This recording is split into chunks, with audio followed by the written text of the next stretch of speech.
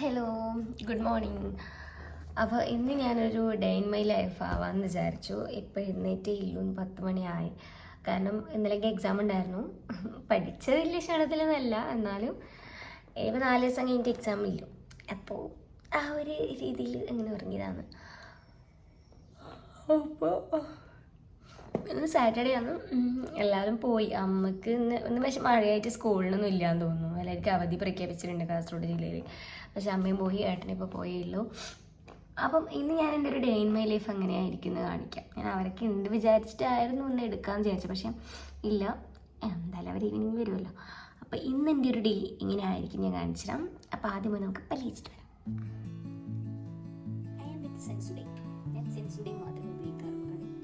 സെൻസുഡിൻ്റെ brush, സെൻസുഡിൻ്റെ paste.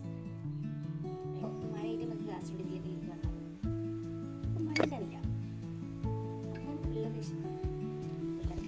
സുഖമായിട്ട് കളിക്കാം, T V നോക്കാം. മഴ പെയ്യുന്നില്ല, പെയ്താലും വീട്ടിലും തിരക്കില്ലേ. സോ നമുക്ക് ഇനി ഓംപ്ലേറ്റ് ഉണ്ടാക്കാം. നമുക്ക് ഇതിനാവശ്യമായിട്ടുള്ള മുട്ട 3 മുട്ട എടുക്കാം. കറിയാക്കാൻ മടിയാകുന്നുണ്ട് നമുക്ക് ഒരു ഓംപ്ലേറ്റ് അടിച്ച് നമുക്ക് നമ്മുടെ പണികൾ തീർക്കാം. ഗൈസ്, ഇപ്പോൾ മഴ അതിനെ കൊണ്ട് നല്ല ലേറ്റ് പറഞ്ഞിട്ടല്ലേ.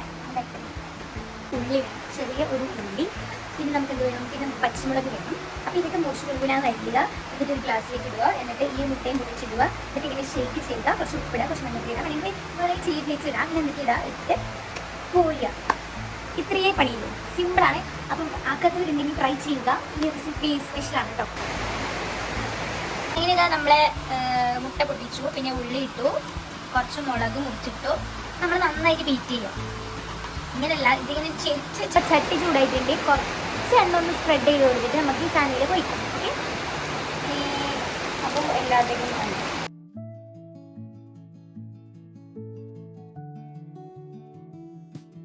ഏകദേശം ഒന്ന് വൈകുന്നേരം ആയിട്ടുണ്ട്. നല്ല മഴയാണ് കേട്ടോ. അമ്മ വന്നിട്ടുണ്ട്. പിന്നെ മഴയാണ്ടൊക്കെ കുളിക്കാനെല്ലാം മടിയായി. അപ്പം നമുക്ക് പഴംപൊരിയും ചായ ഉണ്ടാക്കാം ഈ മഴയത്ത്, എന്നിട്ട് കുളിച്ചിട്ട് കഴിക്കാം. ആഹാ, അന്തസ്. നല്ല മഴ കണ്ടാ, നല്ല മഴയുണ്ട്. Let's go.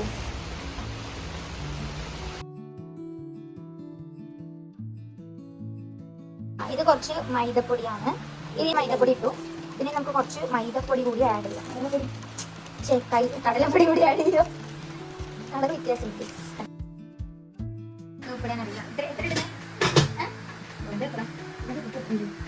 ഷുഗർ ആഡ് ചെയ്യാം.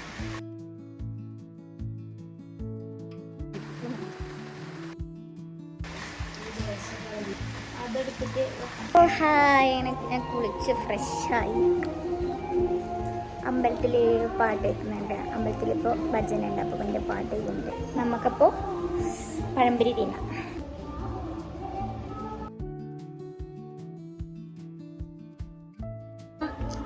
വീട്ടിൽ പഴംപൊരി കഴിച്ചിട്ടാണ് കുറച്ച് ദിവസം. കാരണം ഇപ്പോഴത്തെ ഇംഗ്ലീഷ് മിസ് ചെയ്യുന്നു, പ്രാവശ്യം ഞാൻ ഉണ്ടായില്ല.